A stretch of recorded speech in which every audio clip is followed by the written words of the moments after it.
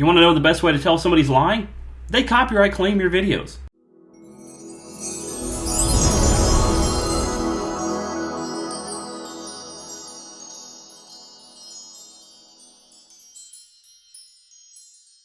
Welcome back to the channel, ladies and gentlemen. My name is Ben, and Troy Black apparently doesn't like being critiqued. Let's put on the eyeballs. Nice reflection. So Troy Black apparently doesn't like being critiqued for obvious reasons. So I made a video called Troy Black Prophecy Exposed. It was up for like a day, maybe 2 days. And then I noticed a copyright claim on my video, which, I guess I'm not surprised. I've had them before, but it's typically for music. You use music, you think it's copyright claimed, you go to one of these free websites, which I've done in the past, and you get a copyright claim. It's annoying. I don't like YouTube's policy. It's lame. But Mr. Troy has copyright claimed my video because he does not believe in fair use.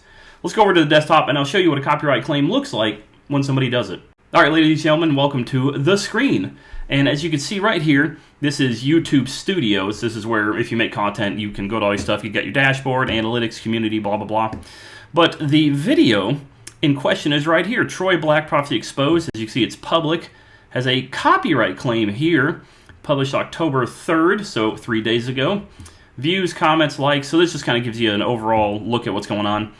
But I have a copyright claim. Now, a copyright claim is when a creator feels like you've stolen something from them.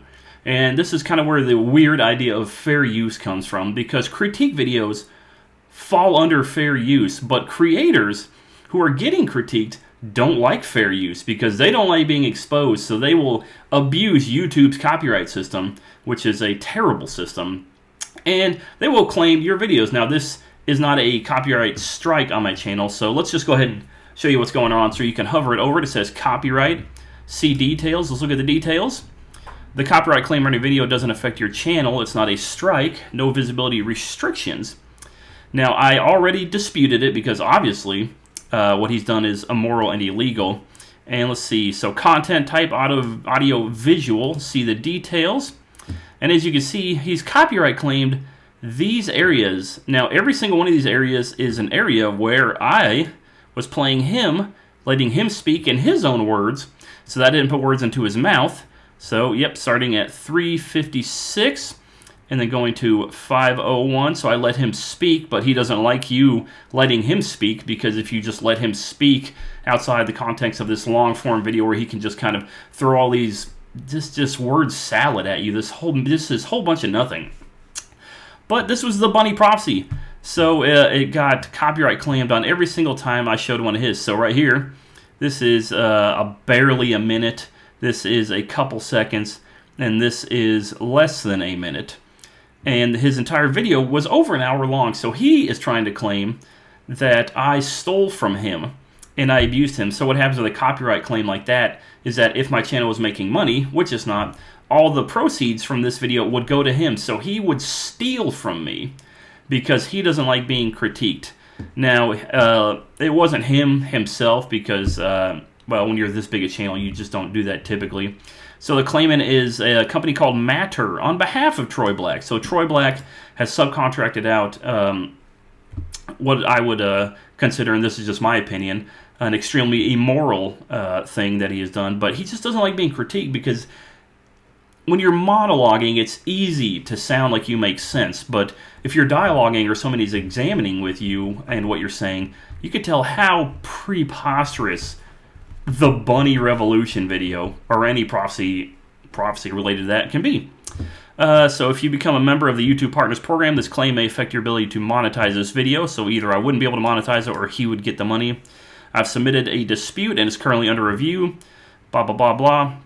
The claimant is required to respond to your dispute within 30 days. So what they'll do is, if you're a big channel and you're making money, you can't monetize it, which can be detrimental to a big channel, because a lot of bigger channels, like if you're a Mike Winger, and I know he's a pastor, but if let's say if he wasn't a pastor and his YouTube was his full-time job, and that's where he got all of his income from, that was his primary source of income.